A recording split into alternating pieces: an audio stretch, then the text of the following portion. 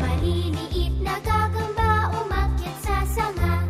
Dumating ang ulan at itinaboy sila.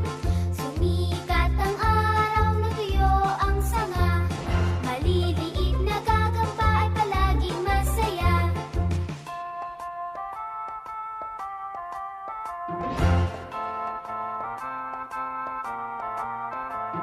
Maliliit na gagamba umakyat sa sanga. Dumating ang ulan at itinaboy sila. Sumikat ang araw, natuyo ang sanga. Ang maliliit na gagamba ay palaging masaya.